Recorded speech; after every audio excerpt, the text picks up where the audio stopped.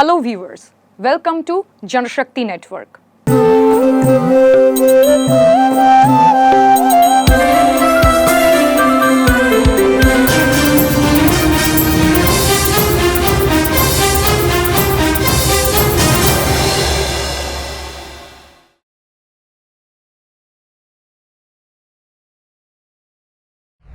In the year 2019, the BJP government had introduced 4 labour codes to consolidate 29 central labour laws, terming the existing laws related to labour as Jungle Raj. In his inaugural speech during the Indian Labour Conference in 2015, only one of which was held during his 3-time stint as a Prime Minister, Modi stated that the subsuming multiple labour laws under 4 codes would end this Jungle Raj. Well, it seems that it is Modi's Raj that has to reign supreme, and in his kingdom, labour rights seems to be nothing more than a farce, a jumla at best. The codes that were introduced are Code on Wages, Industrial Relation Code, Social Security Code, and Occupational Safety, Health and Working Conditions Code. The Wages Code was passed in 2019, while the other 3 bills were passed in September 2020, when a majority of the opposition was boycotting the parliament. Hence, the code were practically passed without any direct debate or discussion, where mass mobilization was not possible during a time when the country was teeming with fatalities from the COVID-19 pandemic. This raises a few pertinent questions. What was the haste to pass these laws? Was it done to escape public scrutiny and democratic opposition? It seems like a defensive ploy to bypass state government and stifle any form of resistance, almost similar to a legislative ambush. The Code on Wages was the first to be passed in 2019. It replaces 4 laws: the Minimum Wages Act, the Payment of Wages Act, the Payment of Bonus Act, and the Equal Remuneration Act. The government claims that this code aims to promote a national floor wage to ensure fair pay across states. However, the reality is completely different. Under this code, no mechanism has been specified for fixing actual minimum wages, leaving it to bureaucratic decision. The concept of universal minimum wage has been thought as no different threshold have been applied to different areas. It also does not ensure minimum wages for all workers, including the unrecognized workers. Bonus calculation seems to be more titled towards the employer and exclude many low-income workers.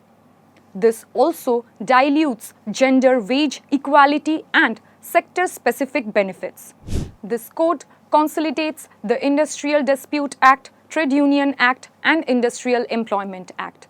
The government claims that this act increases the ease of doing business and simplifies the process of dispute resolution. Instead of ease of business, it looks like this paves the way for ease of exploitation, raising the threshold for prior government approval of layoffs. From 100 to 300 workers in the Industrial Relation Code opens the floodgates for mass retrenchments.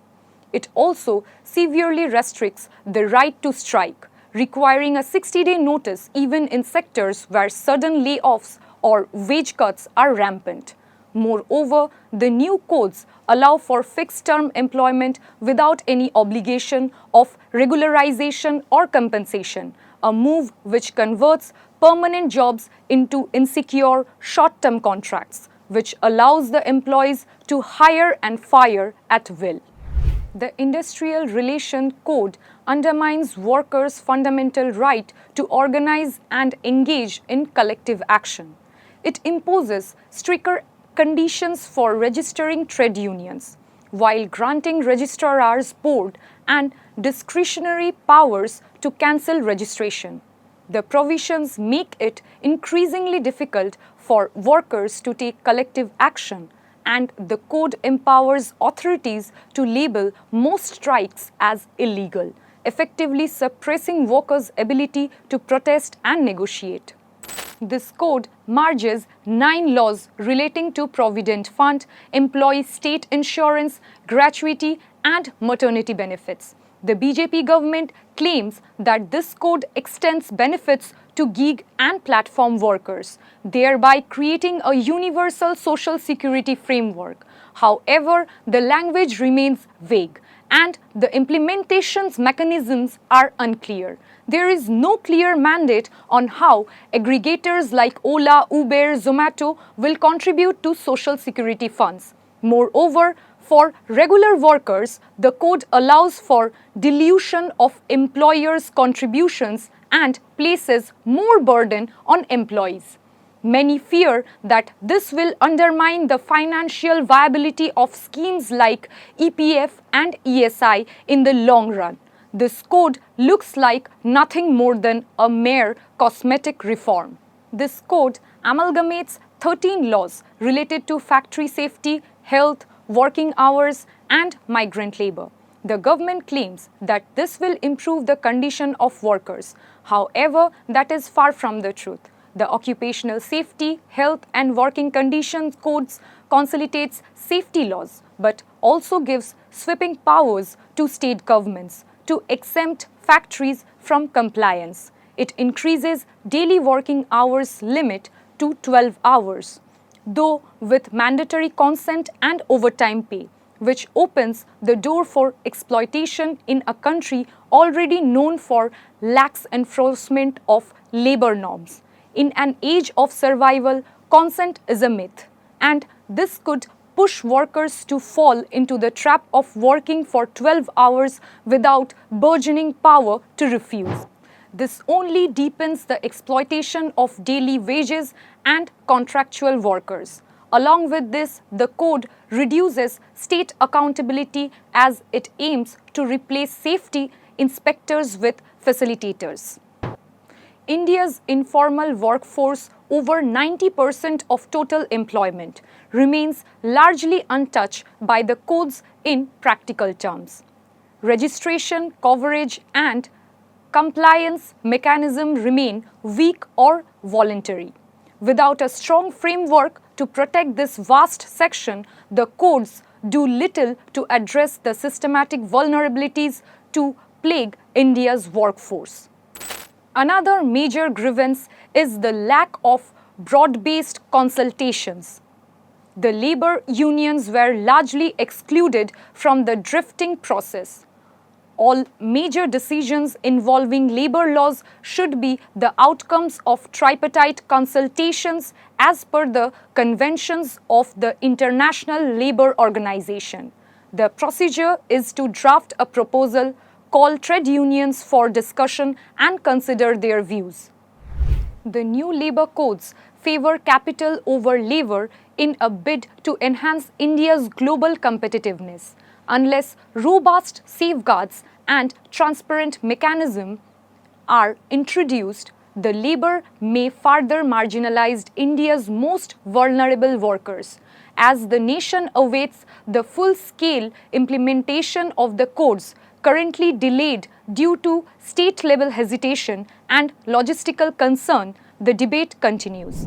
Can economic growth come without compromising workers' dignity and rights? Growth built on the back of weakened labor protections is neither sustainable nor just. The fight is not just about wages and conditions. It is about preserving the dignity and democratic rights of the Indian workers. The new labor codes seems to be a rollback to the hard-earned rights that the workers have earned through decade-long intense struggles. And no reform or amendment must undermine that. The code must be fought tooth and nail, and this corporate wish list needs to be confronted through organized struggle. Don't forget to like, share and subscribe to stay updated with the latest incidents. Hit the bell icon to never miss an update. We will see you next time with more news that matters. Stay informed, stay safe.